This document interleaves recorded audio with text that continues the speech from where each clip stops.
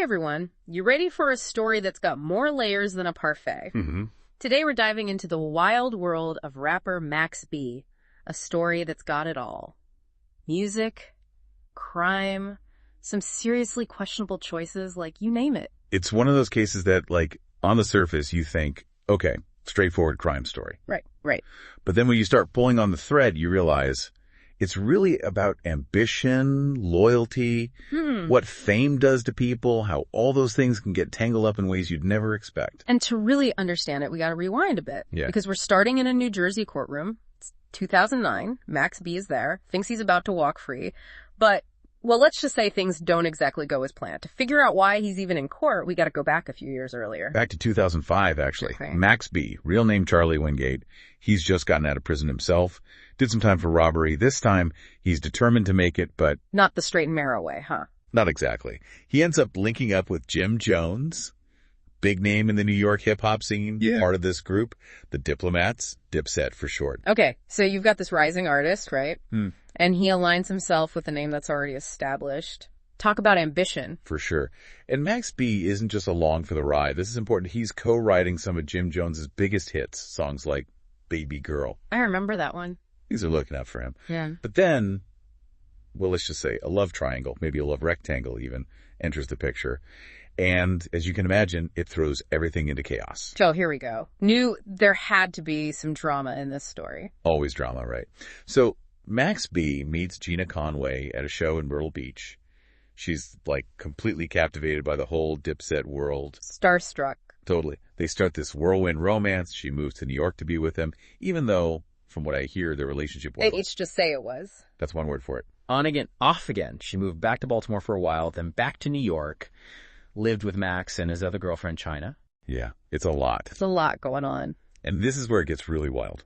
While Gina's trying to figure out this whole Max B situation, she gets involved with another guy, a guy named Alan J. Plowden. Okay, so who's this J guy? Plowden's a whole other story, like a side quest in this whole saga. He's running this elaborate mortgage fraud scheme, making millions by basically making up fake identities, taking out loans on properties he doesn't own. Wait, so he's just inventing people and buying houses with their imaginary money, and banks are falling for this? Basically. Yeah. He was gaming the system, and it was working for a while. The guy was living large, stacks of cash, designer, everything. But you know what they say? The bigger they are, The harder they fall. exactly. The FBI catches wind of Plowden's operation, and they're not happy. They send undercover agents to meet with him, pretending to be investors, hoping to catch him in the act. And Plowden, well, he takes the bait. Oh no, he didn't. He fell for it. Hook, line, and sinker. But it gets even better. Remember those bad decisions we were talking about? Well, Plowden's about to make a whole bunch more. Decisions that'll drag Max B and everyone else down with him. Okay, now I have to know. What kind of decisions are we talking about? So Plowden, he's got all this cash, probably feeling invincible, right? Right. He befriends these two guys, Julio Cruz and Edward Blankenau. Oh, okay. Turns out they're involved in some shady stuff themselves. Uh-oh. They introduce Plowden to these two women, Mate Castro and Giselle Neves. And suddenly, everyone's looking for a way to get their hands on Plowden's money. They cook up this plan to rob him, figuring he won't go to the cops. I mean, he can't, right? Not really. Exactly. But here's where it gets really messy. Gina's with Max B. Got it. He ends up standing her up one night. Ouch. Yeah. And guess who she runs into? Plowden.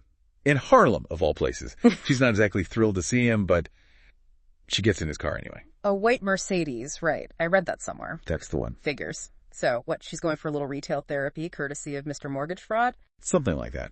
They go to a bar, then he takes her to a motel in New Jersey. Let's just say he's a little too interested in her, and she ends up, hightailing it back to the city. But not before she gets a good look at the stacks of cash he's carrying. And she swipes a key card to his room at the Holiday Inn. Oh, Gina, no, this cannot be good. You said it. So Gina goes back to Max B, spills all the tea about Jay and his mountain of cash. And Max B, well, remember, he's got a history with this kind of thing, and he starts talking about getting a cut. Oh, boy, here we go. Yeah. Next thing you know, Max B is calling his stepbrother, Kelvin Leardam. They head to the Holiday Inn in New Jersey, Gina leading the way. Wait, seriously, they're actually gonna rob this guy after everything. That's right. And it gets worse. Remember, Gina was, how how do I put this? Indulging in a little something something. That's one way to put it. Ecstasy, to be exact. And she's still feeling the effects. That cab ride to the Holiday Inn, it takes hours longer than it should. Oh no, timing is everything in these situations. You got that right. By the time they actually arrive, Plowden's back in the room. And to make matters worse, Giselle Neves, one of the women who was planning on robbing him. Yeah, she's in the room too. You've got to be kidding me. This is like a Coen Brothers movie or something. It really is. So Leardam, he's armed. Who knows what's going through his head at this point? But he bursts into the room demanding cash. Things get out of hand. And tragically, David Kaler, he's an associate of Plowden's who also happens to be there, is shot and killed. Oh my God. Okay, so what happens next? They get the money and make a run for it. Well, about that. That's where things take another strange turn. It's crazy, right? You'd think with a story this wild, the ending would be straightforward, but nope, it gets weirder. Weirder how? What happened? So they didn't find the money. Hold on. Are you telling me they go through all that, a man is dead, and they walk away practically empty-handed? Well, they got away with like some clothes, jewelry, a laptop, and a few $100 Plowden had stashed under the mattress. No way. Are you serious? Dead serious. And to make it even more bizarre, you know what Plowden does? He doesn't flee the scene. Wait, what? No, what does he do? He barricades himself in the hotel room with Neves and with Taylor's body. Get out of here. Why? That makes zero sense. I know, right? It's like something out of a horror movie. Yeah. But that's not even the craziest part. Okay, now you're just messing with me. It can't get crazier than that. Oh, but it does. Remember that laptop they stole?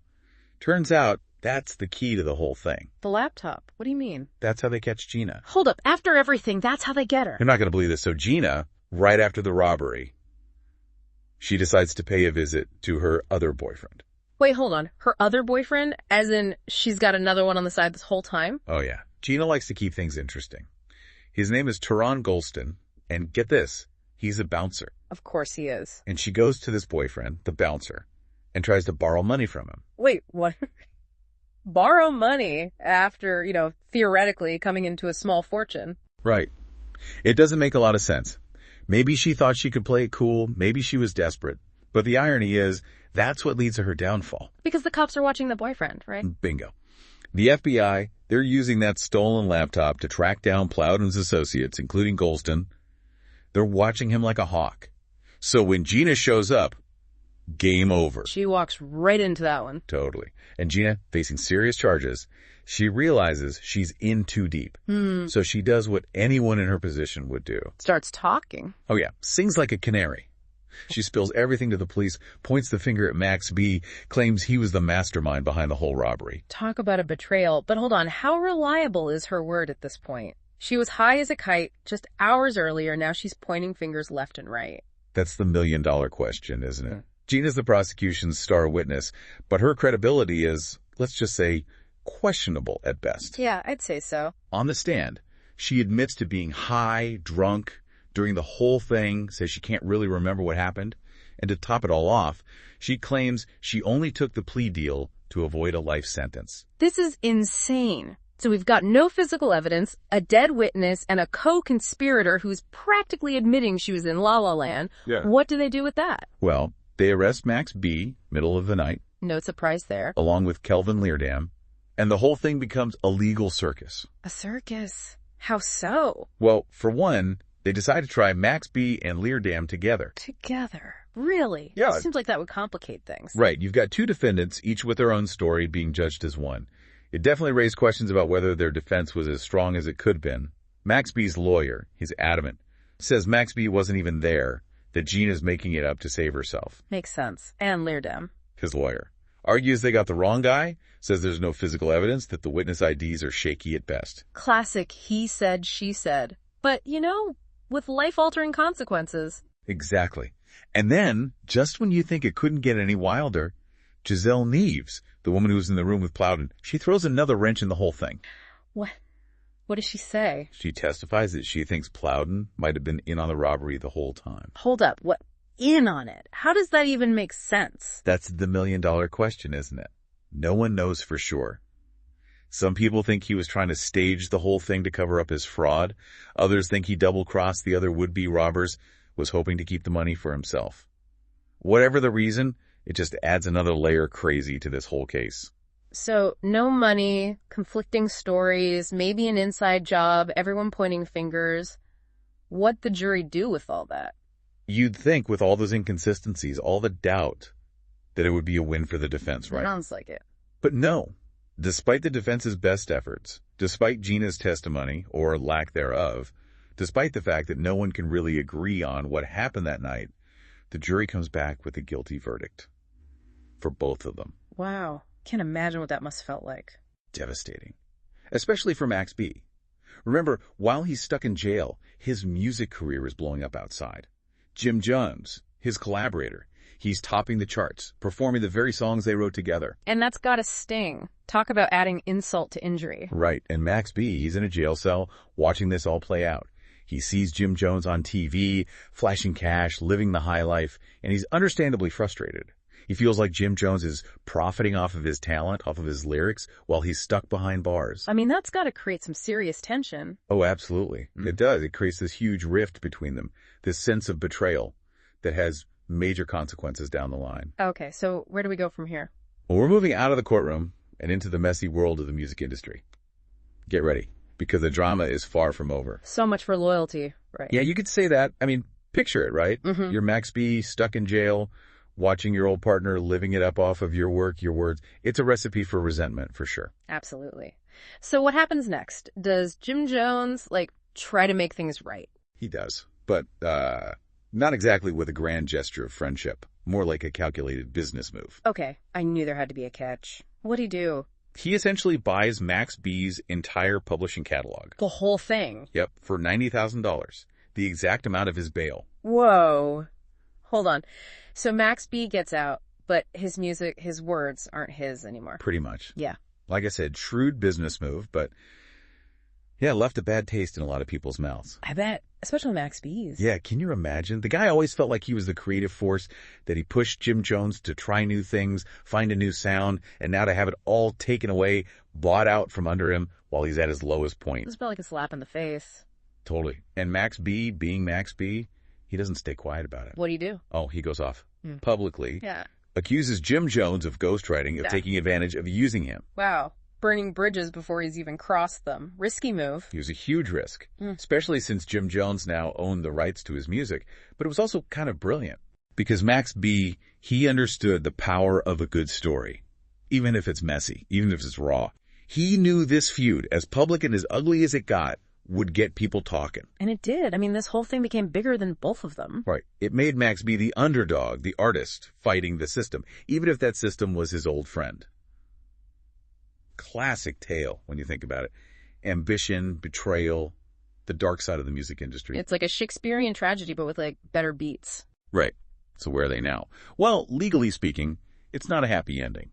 Max B and Kelvin Leardam, they both get hit with long prison sentences, though Max D's was reduced on appeal. Gina, the unreliable narrator, she gets a lighter sentence in exchange for her colorful testimony.